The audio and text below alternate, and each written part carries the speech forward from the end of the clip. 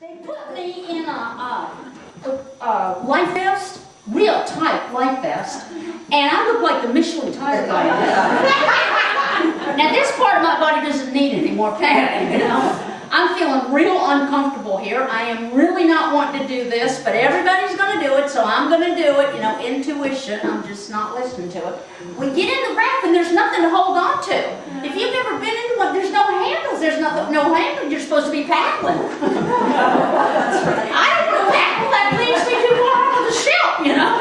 I don't want to do that. So there we are, and we're going down the river. I get catapulted backwards out of the raft at Satan's cesspool.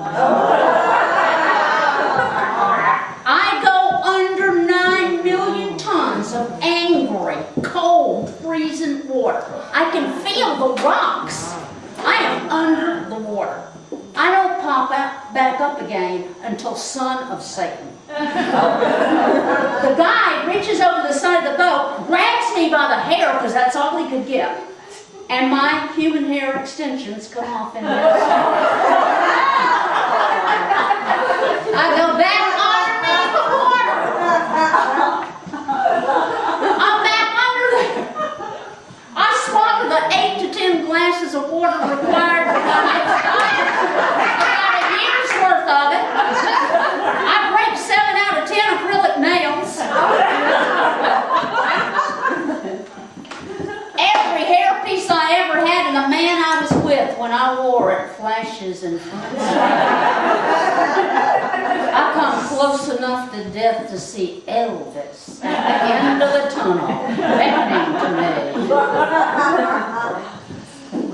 Finally, I get out of that river and we go back to the campground.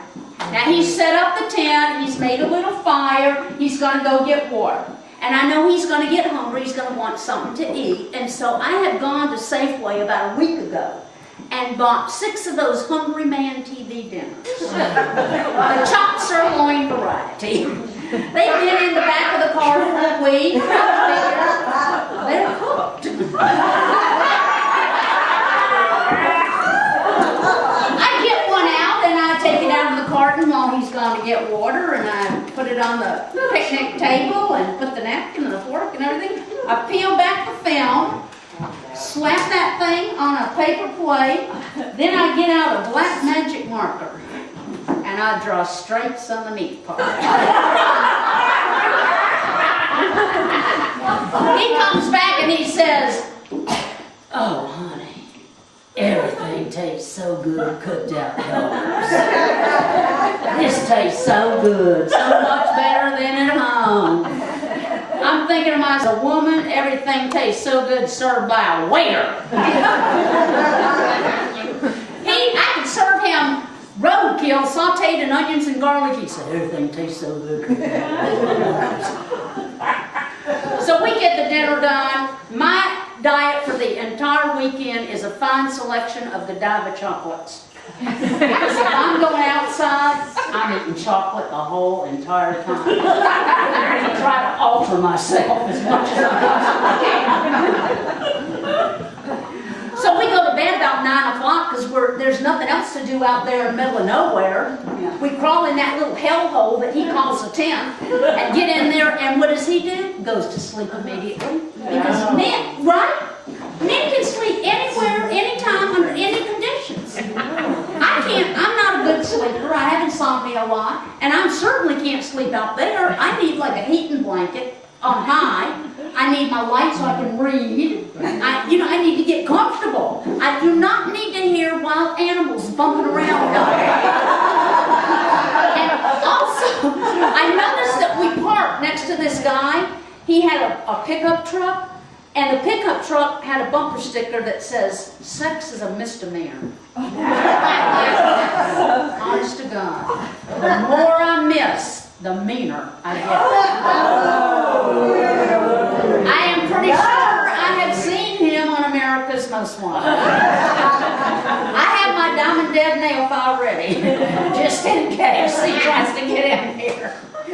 So I lay laying there trying to get to sleep, and what always happens is my mind starts going and said, well, why didn't you do this? Well, why didn't you do that? Well, when you were in the 5th grade, you could have done that. If you were going to be a success, I think that would have already happened. If you bought that house back then, you'd had some money there.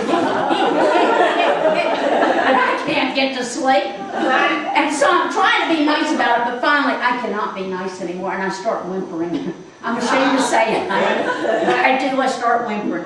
And whimpering is a woman's way of trying to get a man's attention psychically. So that he will figure out what's wrong with us. He will intuit what is wrong with us, and he will fix it now. But they don't get it, Because men's ears, much like dogs' ears, can't hear certain female syllables. So there I am.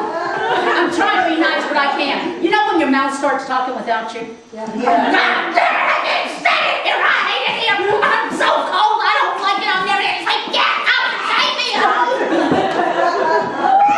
Well, he's had a couple of hours of sleep. He's in a good mood.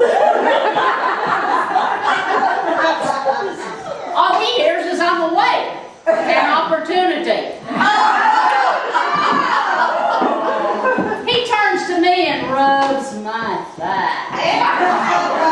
And he says, oh, honey, I know what'll make you feel better. Now that sleepiness thing, oh, I know what'll make you feel better. I could have an arm in a sling, temperature of 105 and malaria. And he'd say, I know what'll make you feel better. Oh yeah, honey, let me think here. I'm going to take off all my clothes, lay back here on the flat of my back with rocks underneath me, and then I'm going to sleep in a wet sleeping bag all night.